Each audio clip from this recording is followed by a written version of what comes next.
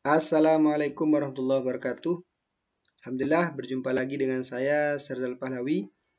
Kali ini saya akan membahas kasus pemerkosaan yang menimpa salah seorang PNS di Kementerian Koperasi Usaha Kecil dan Menengah, di mana peristiwa ini terjadi pada Desember 2019. Kejadiannya kali ini saya akan mengutip berita dari dari kompas.com dengan judul kronologi pegawai Kemenkop UKM diperkosa 4 rekan kerja. Kini keluarga tuntut keadilan. Jakarta, kompas.tv. Kasus pegawai Kementerian Koperasi dan Usaha Kecil dan Menengah Kemenkop UKM berinisial ND yang diperkosa 4 rekan kerjanya 2019 lalu menyita atensi publik. Mengutip Warta Kota, kronologi bermula saat ND bersama para pegawai termasuk para pelaku mengadakan rapat di luar kantor atau RDL pada 6 Desember 2019. Sekretaris Kemenkop UKM Arif Rahman dalam konferensi pers menyatakan 4 pelaku tersebut yakni W, Z, MF, dan N. Pemerkosaan terjadi setelah ND dan 7 rekannya mengunjungi tempat hiburan malam setelah mereka makan di restoran pada 5 Desember 2019 sekitar pukul 23.00 WIB. Berarti ini di awal-awal terjadinya COVID-19. Sebagaimana kita ketahui, COVID-19 itu terjadi awal mulanya muncul di Wuhan, Cina sana di akhir tahun 2019. Sementara COVID-19 di Indonesia terjadi kalau saya tidak salah ingat itu kasus pertama ditemukan di Indonesia pada bulan Februari 2020. Kita lanjut. Sepulangnya dari tempat hiburan malam, ND dan 7 rekannya kembali ke hotel sekitar pukul 04.00 WIB keesokan harinya. Dalam perjalanan pulang itu, korban tak sadarkan diri karena dicekoki alkohol selama di tempat hiburan malam. Setibanya di hotel, korban dibawa ke kamar pimpinan kantor hingga terjadi pemerkosaan oleh para pelaku. Diketahui 2 orang turut menjaga pintu dan 1 orang ikut sampai lokasi. Ketiga orang ini adalah N, T, dan A. Nah, setelah peristiwa ini terjadi, si ND, si korban, melapor ke Kepala Biro Umum Kemenkop UKM. Ayah korban yang juga merupakan pegawai di Kemenkop UKM melaporkan kejadian yang menimpa anaknya kepada Kepala Biro Umum Kemenkop UKM. Pada 20 Desember 2019, Kepala Biro Umum menerima pengaduan dari orang tua korban W. Mengadukan ada dugaan tindak pelecehan seksual, kata Arif, Senin 24 Oktober 2022. Pemerkosaan itu juga dilaporkan ke Polresta Bogor. Keempat tersangka kemudian ditahan selama 21 hari sejak 13 Januari 2020. Mendapat intimidasi. Tentu yang mendapat intimidasi adalah korban si ND. Kasihan sekali, sudah dia terkena dengan pepatah yang mengatakan sudah jatuh ketiban tangga lagi. Sudah jadi korban, terus diintimidasi oleh rekan kerjanya, terus dan lain sebagainya. Terpisah, Radit merupakan saudara ND bercerita mengenai korban yang menerima intimidasi hingga didatangi orang tua pelaku. Radit mengatakan setelah kejadian tersebut, ND diintimidasi di kantor dan justru terus-terusan mendapat tekanan dari teman-temannya. Seharusnya didukung, seharusnya disupport dari segi moral, apalagi dari segi material, seharusnya disupport ini agar tidak tambah menderita si korban ini. Tapi ini malah diintimidasi.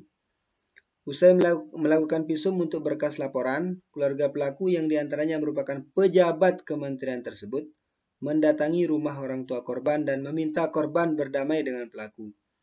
Mereka juga meminta korban menikah dengan salah satu pelaku yang masih lajang sebelum kasus sampai tahap P21 atau hasil penyelidikan sudah lengkap dan proses berlanjut ke pengadilan. Kepolisian Bogor juga mendatangi rumah korban dan memfasilitasi pernikahan pelaku dengan korban. Setelah menikah, sepertinya si pelaku ini hanya menjadikan pernikahan ini sebagai modus agar terhindar dari jeratan hukum. Kenapa? Karena pada akhirnya si pelaku ini meminta cerai, mengajukan gugatan ke pengadilan. Lebih lanjut, Radit menceritakan bahwa setelah lamaran, Z tidak pernah berkomunikasi lagi dengan ND.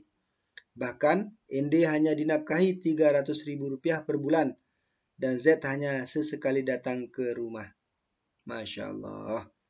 Bayangkan, sudah jadi korban pemerkosaan, terus tidak pernah hidup bersama, terus hanya diberikan nafkah 300.000, bagaimana sakitnya?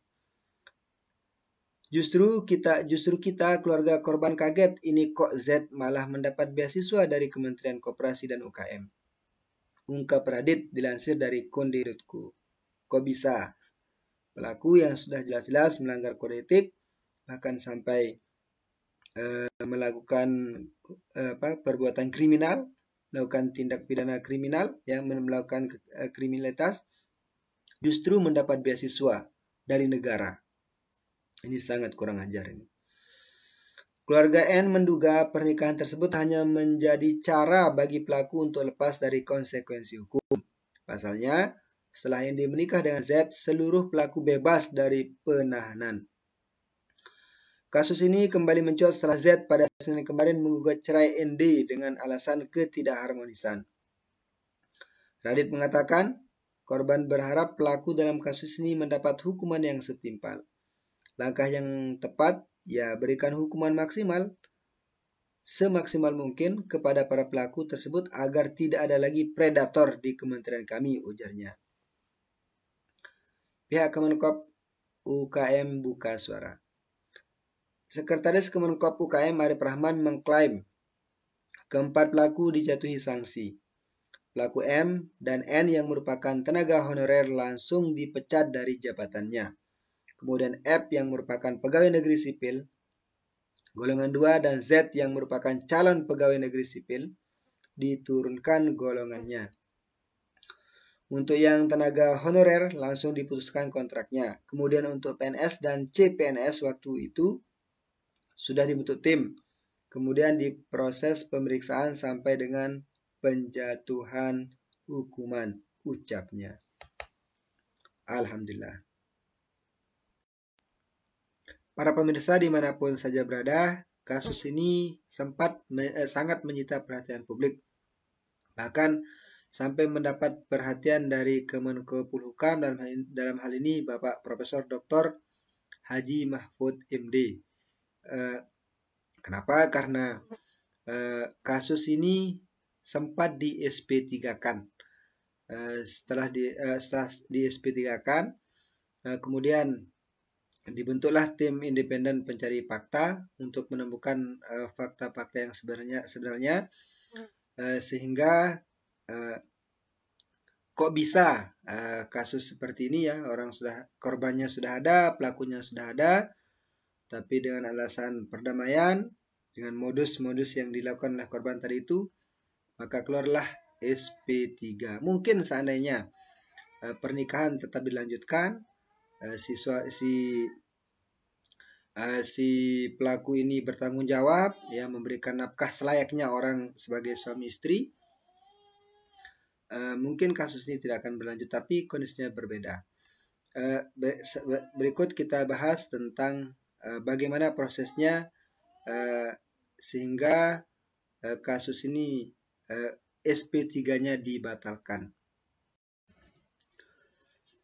Kali ini saya akan membaca berita terkait pembatalan SP3 ini. Saya kutip dari CNN Indonesia dengan judul Polisi akan buka lagi kasus pemerkosaan pegawai Kemenkop UKM. Jakarta, CNN Indonesia. Kasus tindak pidana kekerasan seksual di lingkungan Kementerian Koperasi dan Usaha Kecil dan Menengah kembali dibuka oleh polisi. Sebagai informasi, kasus ini sebelumnya dihentikan oleh Polresta Bogor, namun kini diusut kembali Polda Jawa Barat. Rekomendasi rapat tadi sudah diputuskan demikian. Polda Jabar akan menindaklanjuti dengan gelar untuk membuka kembali kasus tersebut.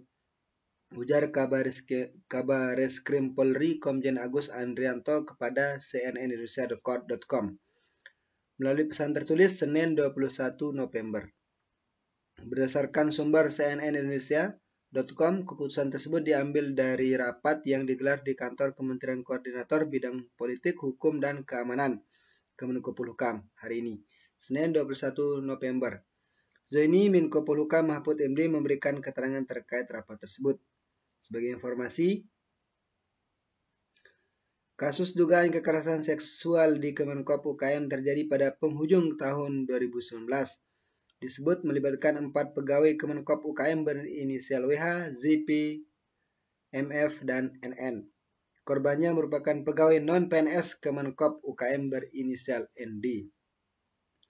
Kasus ini sempat diproses Polresta Bogor, namun kemudian dihentikan dengan dalih korban menyepakati usulan damai. Penghentian kasus terjadi setelah korban dan terduga pelaku berinisial ZP menikah pada Maret 2020. Namun, korban membantah klaim Kemenkop UKM tersebut. Melalui tim kuasa hukumnya, korban menyatakan usul pernikahan datang dari pihak kepolisian. Di sisi lain, keluarga korban juga tak pernah mengetahui penghentian kasus tersebut oleh kepolisian. Oleh karena itu, korban sempat berencana mengajukan gugatan pra-peradilan atas penghentian kasus tersebut. Adapun korban kini mendapat perlindungan dari Lembaga Perlindungan Saksi dan Korban, LPSK. Dalam perkembangannya, Kemenkop UKM sempat menyatakan tengah mengevaluasi pemberian sanksi terhadap 2 pegawainya yang diduga menjadi pelaku tindak pidana kekerasan seksual.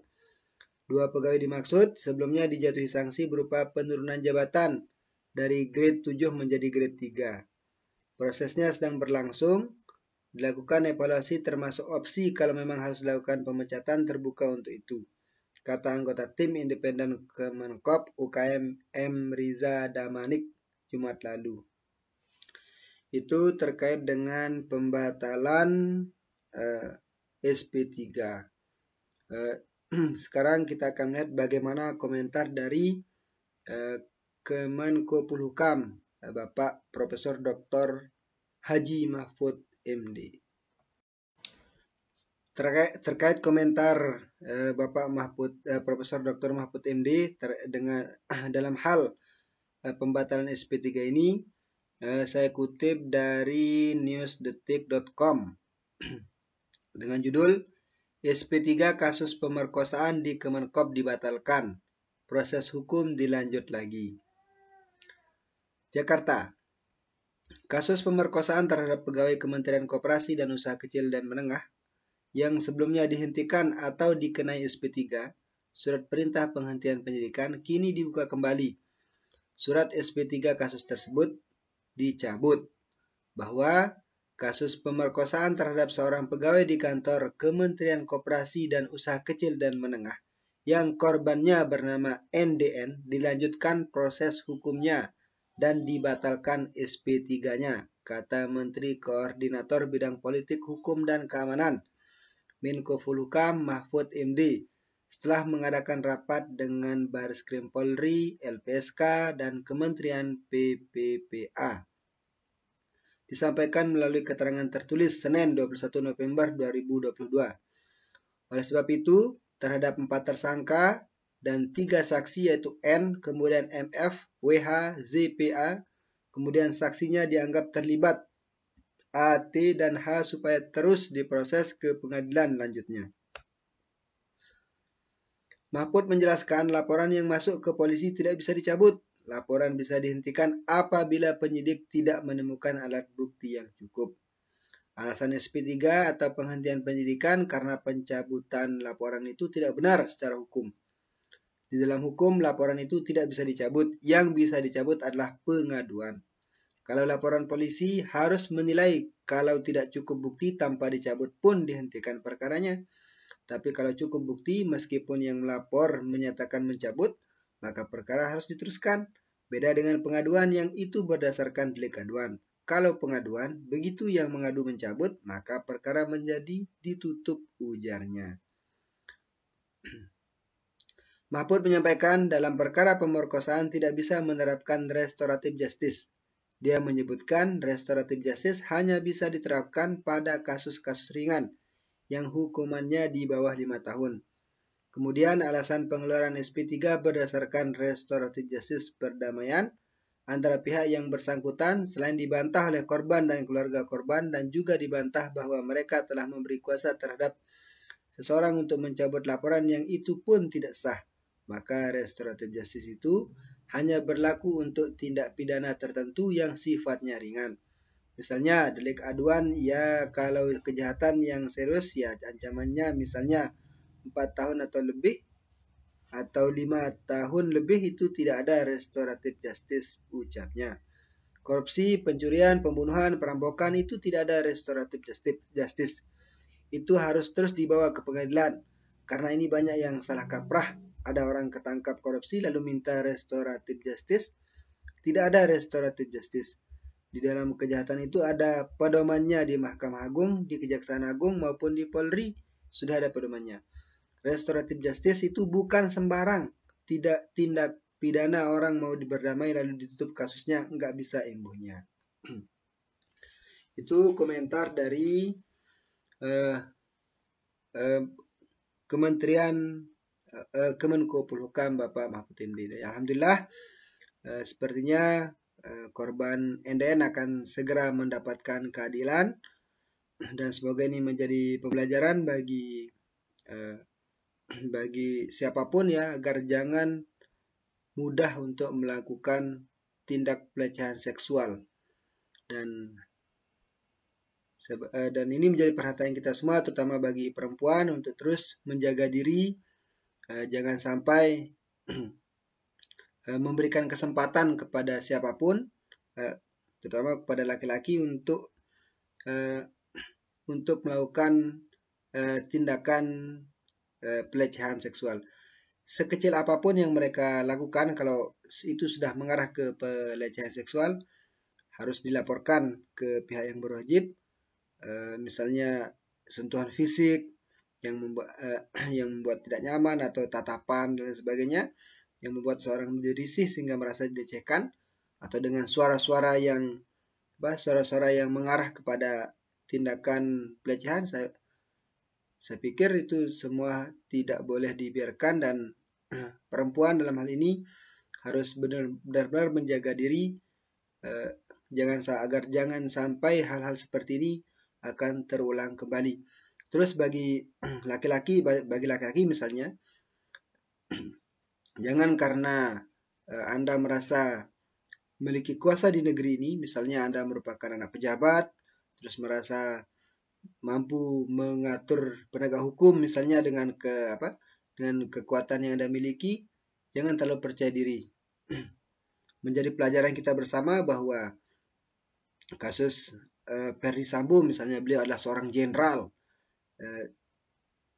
jenderal bintang 2 yang polisi saja takut dengan dia, itu bisa terkena kasus bisa tunduk di hadapan hukum, apalagi hanya sekedar pejabat-pejabat boleh dibilang pejabat tidak sekelas Ferdy Sambo lah. Makanya sekali lagi jangan terlalu pede untuk bisa mengatur hukum di negeri ini, karena saya yakin para penegak hukum kita adalah orang-orang yang profesional, yang tidak mudah dibayar, yang tidak mudah diatur,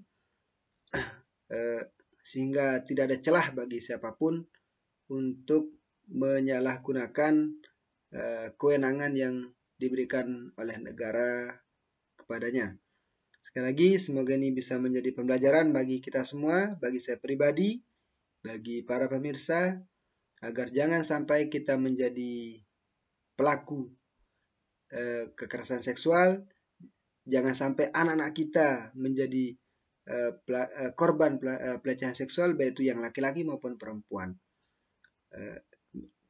Jangan karena Anda merasa laki-laki terus Anda tidak akan menjadi korban. Saya pikir sudah banyak korban pelecehan seksual yang berasal dari berasal dari laki-laki. Dan ini harus menjadi perhatian kita bersama. Kekerasan seksual merupakan kekerasan yang sangat luar biasa, ya, yang sangat menyakitkan bagi korbannya. Mungkin hanya ini yang bisa saya sampaikan. Sampai ketemu di lain kesempatan. Sekian. Assalamualaikum warahmatullahi wabarakatuh.